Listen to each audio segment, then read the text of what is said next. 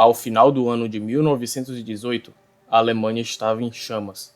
Aproximando-se da derrota na Grande Guerra, grande parte dos principais partidos de esquerda tentavam sua sorte nas ruas por meio de levantes armados destinados a derrubar, num primeiro momento, a monarquia dos Hohenzollern e depois a República de Weimar, com o fim de replicar em solo tedesco o que acontecera na Rússia em 1917, a implantação do socialismo. Seguindo a abdicação do Kaiser Wilhelm II, os embates predominantemente urbanos continuaram sob a égide do novo regime republicano, porém foram militarmente suprimidos, resultando na morte e execução dos principais líderes da Revolução, dentre eles Rosa Luxemburgo. Contida no objetivo principal dos revolucionários estava uma das palavras mais pronunciadas no século XX, o socialismo. Trazendo uma visão historiográfica calcada nos termos da teoria desenvolvida no declínio do Ocidente, Oswald Spengler, que viu com os próprios olhos a Primeira Guerra Mundial e presenciou o fracasso da Revolução de 1919, escreveu seu livro Preußentum und Sozialismus, o qual ficou popularmente traduzido como Socialismo Prussiano.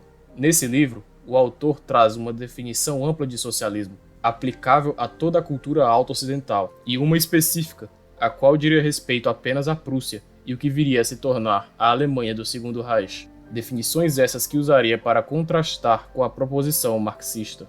Segundo Spengler, o socialismo, no sentido mais amplo, seria um instinto social, político e econômico exclusivamente faustiano, derivado do seu impulso pelo movimento perpétuo e pelo espaço infinito, mas o qual seria apenas manifestado durante o seu estado de civilização, quando uma cultura alta se torna mais madura, expansionista e pragmática. Esse socialismo seria, então, o impulso de domínio global, o desejo de conquistar o mundo inteiro e de envolvê-lo sob a égide de um único princípio, seja ele Deus, o dinheiro ou a autoridade mesma. Dessa forma, Spengler determina que apenas 3 povos europeus foram genuinamente socialistas nessa acepção: os espanhóis, os ingleses e os alemães, contrastando com povos que teriam uma tendência mais anárquica, sendo esses os italianos e os franceses.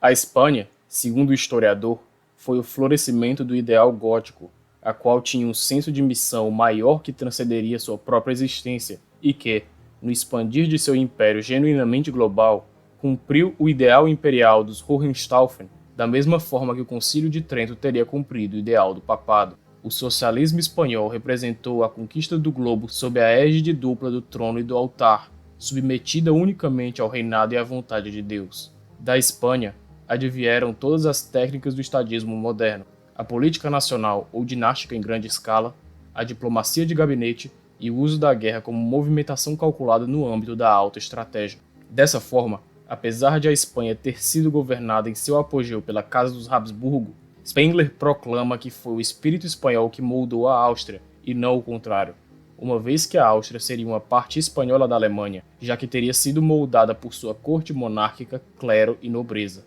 Os principais inimigos da dinastia Habsburgo austro-espanhola foram justamente os estados italianos, principalmente Florença, e o estado francês, os quais representavam mais do que quaisquer outros o princípio da desagregação pró-estatal e da autonomia, ou melhor, soberania, em contraposição ao império e ao governo universal, trazendo mais uma vez, à Idade Moderna, o conflito medieval dos guelfos e gibelinos. Com o fim do século espanhol, adveio o século francês, esse o qual encontrou seu fim em 1763, com os tratados de Fontainebleau e de Hubertusberg, dando início ao século inglês, o qual passou a ser desafiado pela Alemanha já no final do século XIX. A maior parte dessa obra é dedicada a uma pormenorizada análise da rivalidade anglo-teutônica, povos esses que, cujo conflito para tornar-se líder da cultura faustiana, arrastaram todo o mundo para seu teatro de operações nas duas grandes guerras. No livro, é dito que esses dois povos, os quais têm uma origem germânica em comum, teriam sido moldados enquanto os ingleses se direcionaram para o oeste e os alemães para o leste. A Inglaterra, a qual teve toda a sua história destrinchada no vídeo O Príncipe deste Mundo do canal, é propriamente um país nórdico, haja vista que é formada, para além dos saxões, pelos povos jutos, frísios, anglos e normandos, advindos da Escandinávia, sem contar com a ampla imigração de noruegueses, dinamarqueses e suecos durante o domínio dos escandinavos entre os anos de 1016 e 1042. A maior prova de que o destino da Inglaterra está metafisicamente atrelado ao da Fëanor está na saga de Ragnar Lodbrok, quando essa trata do enterro de seu primogênito, Ivar o Sem Ossos. Assim diz a saga. Abre aspas. Quanto a Ivar, este governou a Inglaterra até o dia de sua morte, quando morreu de doença. Enquanto estava em seu leito de morte, ordenou que seu corpo fosse levado para o local onde o exército invasor iria desembarcar, e disse que eles não teriam a vitória quando chegassem à terra. Quando ele morreu, foi feito conforme ele ordenou, e ele foi enterrado lá em um monte. Muitas pessoas dizem que quando o rei Harold Hardrada chegou à Inglaterra, ele desembarcou onde Ivar estava enterrado, e foi morto nessa expedição. E quando William, o Conquistador, chegou à Inglaterra, ele foi ao monte de Ivar e abriu-o, e lá viu o corpo de Ivar ainda não decomposto. William mandou fazer uma fogueira e queimou o corpo de Ivar nessa pira. Depois disso, lutou pelo domínio do reino e o venceu. Fecha aspas. É com base nessa premissa de que o arquétipo do inglês não é nada mais nada menos do que o de um saqueador viking que Spengler vai esboçar o ethos do individualismo a fundamentar o socialismo inglês. O isolamento esplêndido, advindo da situação insular das Ilhas Britânicas, acabou por gerar uma ideia de intangibilidade e de espontaneidade em assuntos econômicos e de Estado. Nas palavras do autor, abre aspas, a Inglaterra acabou com o princípio de Estado organizado e colocou no seu lugar a noção do cidadão privado livre. O cidadão exige permissão para lutar sozinho na implacável luta pela existência, pois só assim pode satisfazer os seus instintos vikings. Buckle, Malthus e Darwin postularam mais tarde que a essência básica da sociedade era a luta pela existência, e eles estavam absolutamente certos, pelo menos no que diz respeito aos seus próprios país e povo. É certo que na Inglaterra moderna, esse princípio funciona de uma forma altamente refinada e aperfeiçoada, mas a evidência de uma adesão mais rudimentar a ele pode ser encontrada nas sagas islandesas, onde esse comportamento é obviamente espontâneo e não emprestado de outra cultura. As forças com que William, o Conquistador, tomaram a Inglaterra em 1066 poderiam ser chamadas de uma sociedade de cavaleiros aventureiros, assim como as companhias comerciais inglesas que subjugaram e expropriaram países inteiros. Mais recentemente, desde 1890, as regiões interiores da África do Sul. Gradualmente, toda a nação inglesa assumiu as características de uma sociedade. O instinto nórdico de pirataria e comércio inteligente acabou por influenciar a atitude do inglês em relação a toda a realidade, incluindo que tangir à propriedade, ao trabalho, aos povos estrangeiros e aos indivíduos e às classes mais fracas de seu próprio povo. O mesmo instinto também produziu técnicas políticas que são armas extremamente eficazes na luta pelo domínio do globo.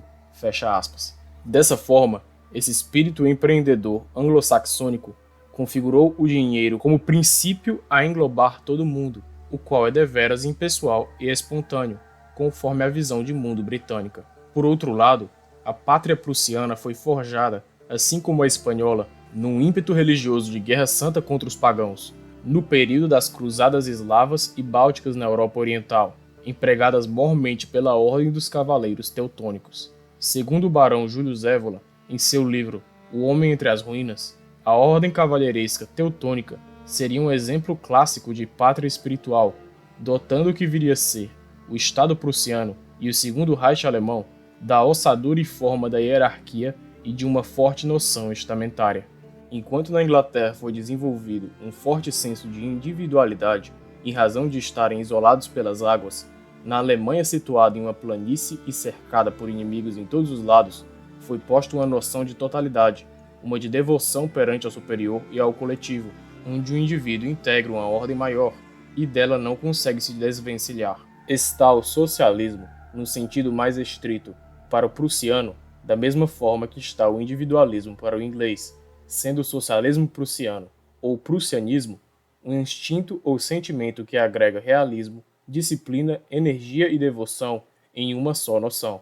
Dessa forma, pensadores como Hegel, com seu espírito absoluto, e Kant, com seu imperativo categórico, encompassaram filosoficamente todo o ser do prussianismo.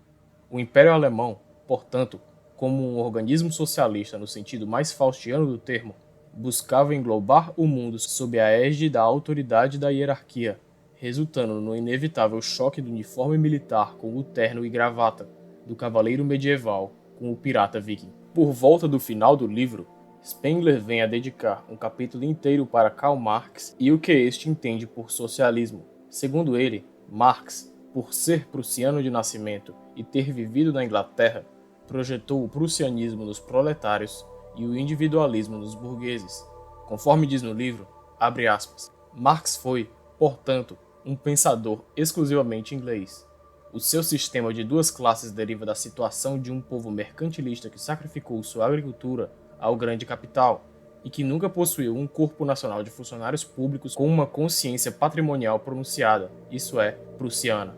Na Inglaterra, havia apenas burgueses e proletários, agentes ativos e passivos nos negócios, ladrões e roubados. Todo o sistema era muito semelhante ao viking. Transferidos para o domínio dos ideais políticos prussianos, estes conceitos não fazem sentido. Marx nunca teria sido capaz de distinguir a escravatura industrial inglesa do princípio que emerge da ideia de todos por todos, segundo a qual cada indivíduo é um servo do Estado total, independentemente de sua posição. Ele pegou uma imagem totalmente externa do prussianismo, organização, disciplina, cooperação, tudo que é independente de qualquer classe, um padrão técnico, o socialismo, e entregou-a aos trabalhadores de uma sociedade do tipo inglês, como uma arma e objetivo, exortando-os a serem bons vikings e a trocarem os papéis de ladrões e roubados, a expropriarem os expropriadores. E embrulhou tudo isso num programa egoísta que exigia a partilha dos despojos após a vitória. Fecha aspas. Por derradeiro, sabemos o resultado do conflito entre os dois povos socialistas que rivalizaram pela liderança do Ocidente na primeira metade do século XX, com o consequente triunfo das forças britânicas ante as alemãs na Primeira e na Segunda Guerras Mundiais, com a consequente morte desse espírito prussiano-alemão após a ocupação de 1945 e a confirmação da condução inglesa do Ocidente por meio dos Estados Unidos. A tragédia alemã, portanto, repete-se como na Canção dos Nibelungos, já analisada num vídeo anterior, a qual já havia prefigurado a rivalidade anglo-teutônica com a batalha dos exércitos de Siegfried e Hagen, respectivamente o princípio cavalheiresco e prussiano, e Ludger e Ludgast, os reis gêmeos soberanos dos anglos e dos saxões.